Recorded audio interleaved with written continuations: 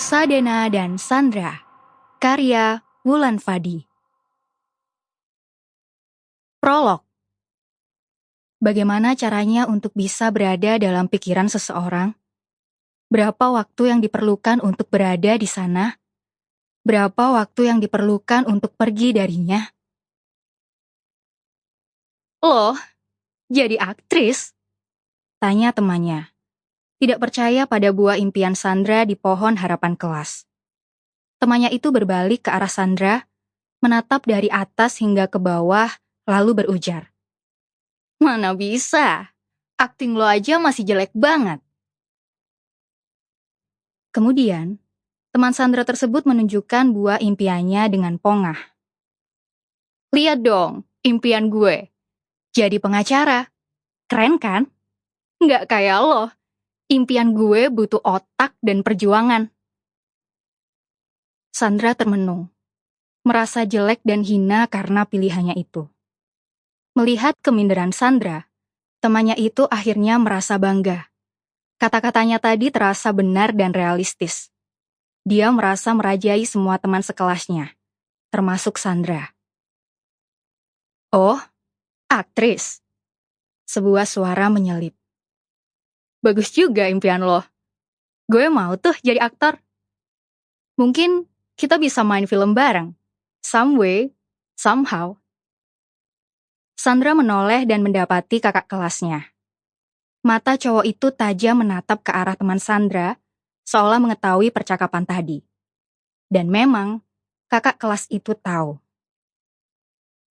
Perlu lo pahami dan dalami, sandiwara itu perlu ngotak. Katanya mau jadi pengacara. Masa gitu doang gak tahu? Teman Sandra menunduk takut. Tidak bicara apa-apa lagi. Sedangkan Sandra tersenyum berterima kasih. Kakak kelas itu membalas senyum Sandra singkat sebelum sebuah suara menginterupsi.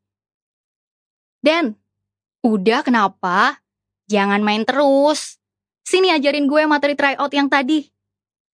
Yang laki-laki akhirnya mengangguk malas.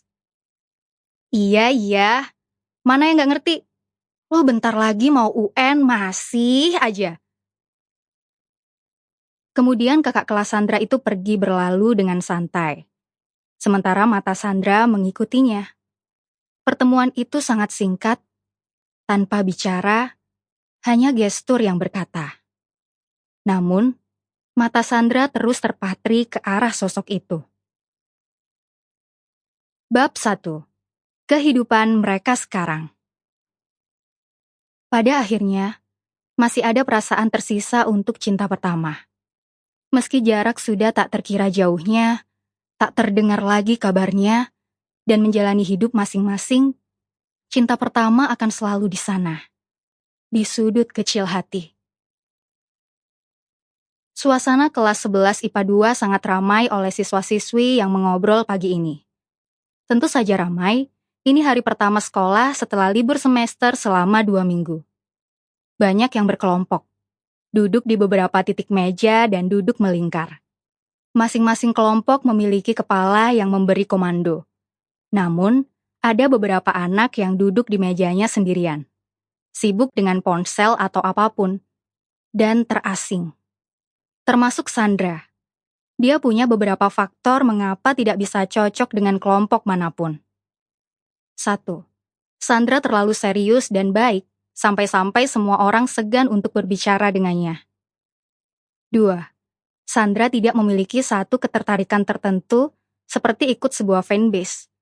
Tentu jika teman-temannya membicarakan hal itu, Sandra tidak tahu apa-apa. 3. Sandra sibuk dengan dirinya dan cita-citanya, sehingga tidak ada waktu untuk bermain meski hanya sekedar hangout.